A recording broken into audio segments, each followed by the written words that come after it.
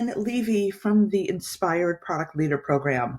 So today I want to talk about the voice, that inner voice that tells you that you're going to fail, the inner voice that says you are going to be stuck as just a product manager for the rest of your career. So let's talk about ways really to combat that voice. Again, it's that voice that just replays that awkward conversation that you had with senior leaders, and you just remember their confused or frustrated looks on their face. It's the voice that knows everything about you and somehow just takes pleasure in reminding you of every flaw that you have. It's the voice that says you're never going to be a product leader. It's the voice that says how disappointed they are with you, that you haven't excelled in your product career. That voice is what we call the inner critic. Okay. And the good news is we all have one. We may not talk about it, but we all have one. And the most dangerous thing about allowing this inner critic to hold us captive is not that it's impacting our life or ruining it.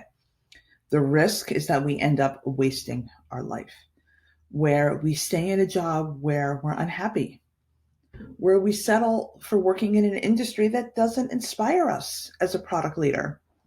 The problem is we spend time wasting our brilliance and our skills. And when we're paralyzed with fear and self-doubt because of all the inner things that nasty inner critic says, time goes by. And before we know it, we're 50. So you are meant for more. You are meant to do great things. Okay? Maybe you're unsure how to break the cycle of that inner voice. Maybe you're just frustrated. That's okay. Let's talk about ways to get rid of that inner critic. Okay, first one is just accept it. So many people say, all right, I've got to just fight the inner critic or I need to deal with it. Again, everybody has this critic, no matter how successful they are. It's just part of being human. So the first strategy is just notice it and accept it. Don't make it right or wrong. Okay, just notice and accept it.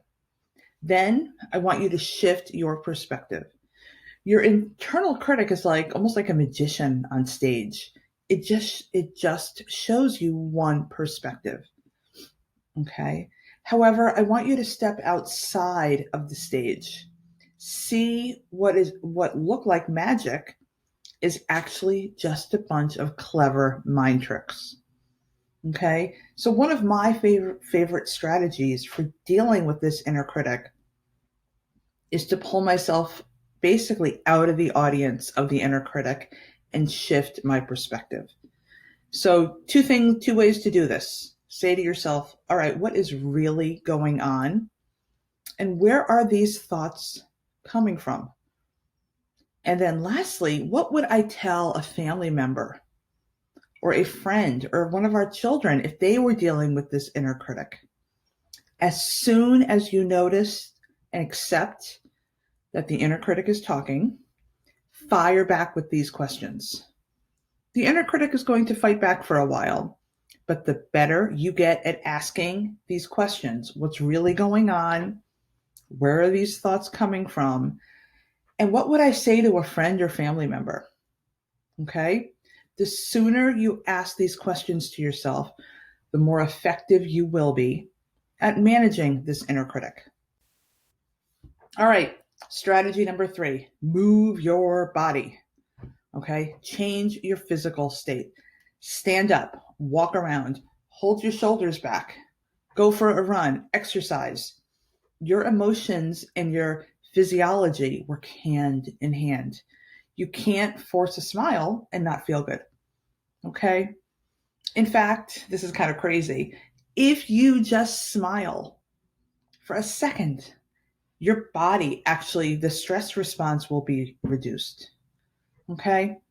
So once you've shifted your physical and emotional state, now let's go to the next strategy, asking better questions.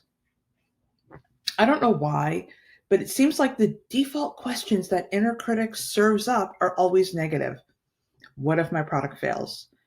What if I look for a job and I can't find one? These are all just weak questions. They're just worst case scenarios. And they create this downward spiral of doubt. So I want you to ask better questions. What if my product succeeds? What if I stand up for myself and start to be seen as a leader? What if I land a promotion in that fabulous job? Notice how much better these questions feel. The next strategy is just to take one step forward.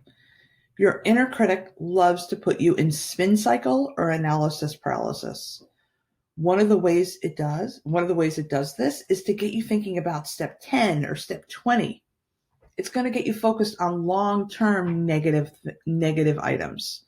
So another tool to silence this critic is take one step, just one small step forward. Every single day, what can you do to get unstuck?